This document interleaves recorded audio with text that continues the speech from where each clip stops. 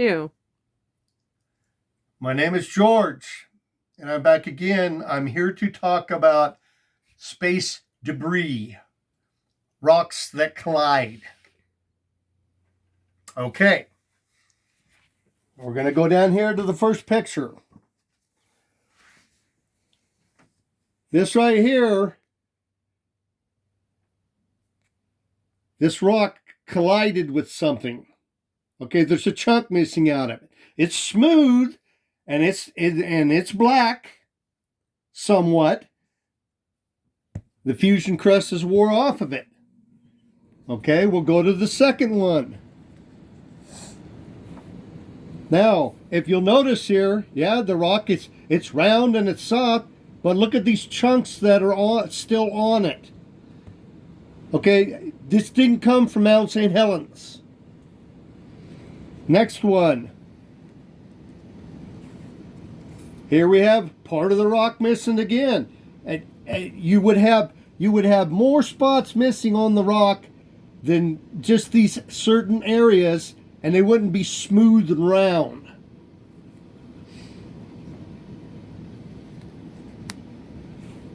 But if you'll notice, all these rocks are weird, and I'm sure that some people probably can't identify what the rocks are. And here we have another one. Okay? The rock is pretty much there, but it's missing this big chunk out of it. There's a black one there that's got almost all the fusion crust on it. This one's burned a little bit. We'll go to the next one.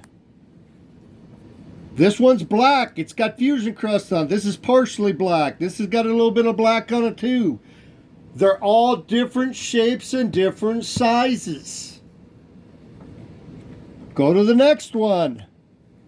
This one's missing a chunk out of it right there. This one got banged up too, but they're round and they're soft. This is from collisions in space. It either blew up from something or it collided with something. Now this one was found in the creek. It's still submerged partially in the creek. And I don't know, can you tell me what that looks like? What kind of rock that is? And here's another one. There's another chunk missing out of it. The whole rock is there, but there's a little chunk missing out of it. And we got all these weird looking rocks. Supposedly, they're earth rocks.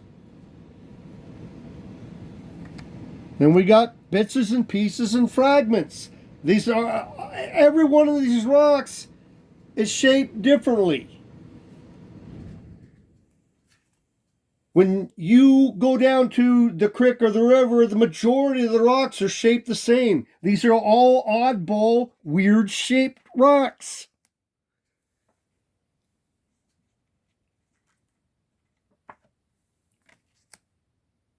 Different shapes, different sizes, but the thing is they're all smooth. Every one of these are smooth. They're not rough. If they were thrown out of a volcano, there would be rough spots on them. They're smooth. They're weird looking shape and they're smooth. This still's got a black fusion crust on it. Now look, you think that this would be jagged and rough. This thing is smooth. So is this one. So is this one. They're smooth. This one's a little bit burnt. But we got these little pieces, wherever they are. Then there's that one.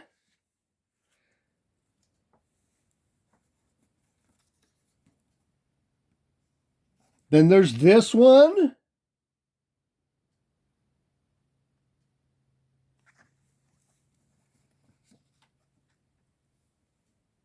Then there's these. But they all are different. They've either exploded for something or they hit something. And there should be no reason why there are this many damaged rocks.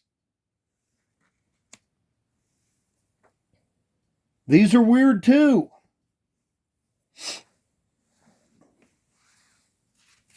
Okay. With that being said, a lot of this that I just showed you is stuff from space that collided or it blew up. Because it makes no sense whatsoever for the rocks all to be smooth. Unless they got hot somewhere along the line. Now, we'll go to this next one. I got this one out of the creek today. I got it out of the creek water. It looked like it was pink when it was submerged in the water.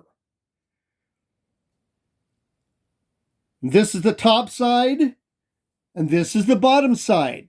The bottom side is burnt.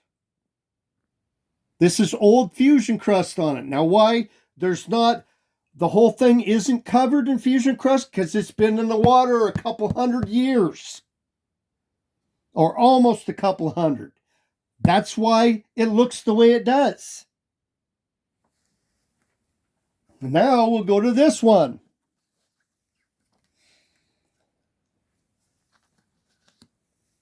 This is a slab. This is a slab. It's like a whitish gray slab. And this is the only one of these that I have found.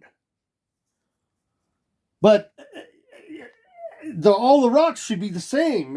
Everything should be pretty much the same if it's in the same area. Well, you don't get a weird looking slab like this, and this thing's heavy. It's not light. That's the other side of it. And both of these are smooth. Like this rock got hot on both sides. They're both smooth. They're not jagged and sharp like they should be. But one of the bizarre things about it is when you go to the third photo, which is the side, this is all flat and all smooth. Somewhere along the line, this used to be a whole rock.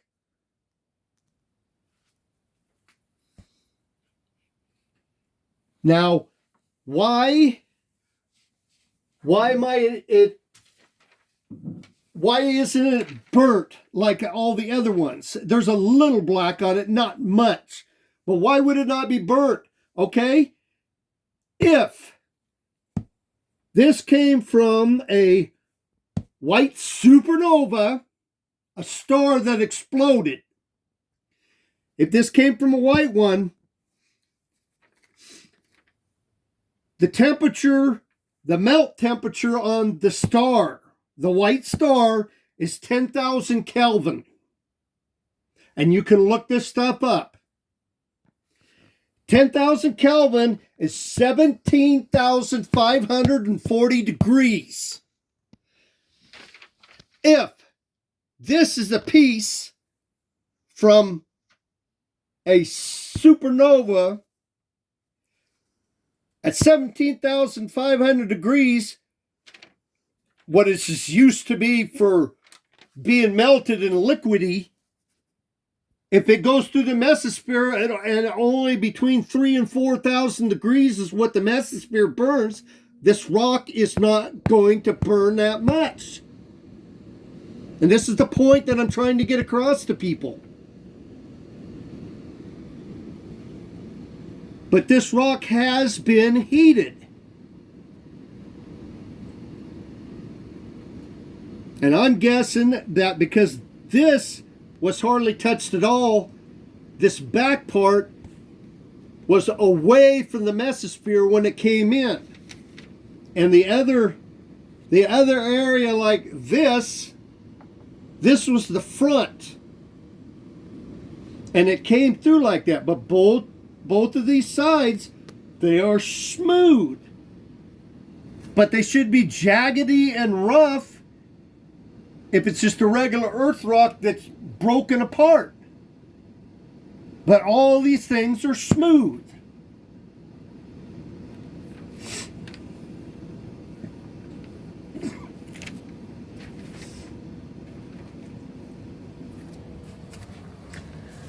And that's something that a person can look up online. And why I may have whole colored rocks or partially colored rocks is because you've got red stars, orange stars, yellow stars, white stars, blue stars. And you can look this up online. Okay? On the Kelvin scale. Kelvin scale. Okay? The Kelvin scale is different. But it's what the stars they burn at. And the temperatures go up. A red star, 3,000 Kelvin, 4,940 degrees Fahrenheit. And if people don't think that some of these rocks couldn't get through with virtually nothing on them or not being damaged, they're wrong. A blue star,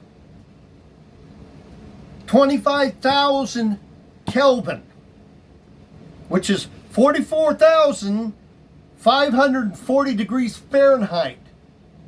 That's way, way, way above what a rock burns in the mesosphere. And anybody that's an expert out there should be able to figure it out. Okay? That's why all metal, like copper, gold, and silver, they put the metal melting point on the metal.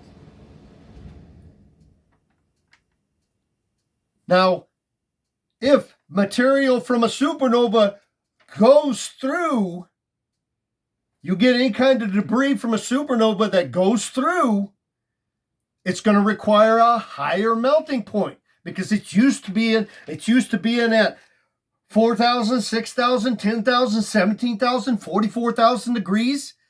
That's a super high temperature. But if in the mesosphere, and what I suspect happened because there were so many meteors during the 1833 meteor shower, it polluted it. So it even dropped the temperature lower. So it would be super hard for certain rocks to catch fire and burn. Yeah, they would probably be a little bit, but most of the stuff would wear off. Like I said, I found a lot of this stuff embedded in the creek. I had to dig it up. It was in the creek. And anything that was big or super large was embedded in the creek. I had to dig the rocks out of the creek.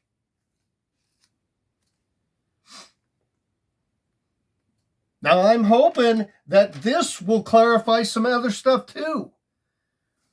And this may not, and this probably in all actuality is not the only debris field out there. I think there's a lot more. But a person has to know what to look for. And like I said before, if you think meteorite, you're going to be looking for meteorite. You're not going to be looking for space debris. You're not going to be looking for nothing. There's certain things you have to look for. It's not the same as looking for a meteorite. You've got to think meteor. You've got to think almost whole rocks in order to find this stuff. Anyways, I'm out.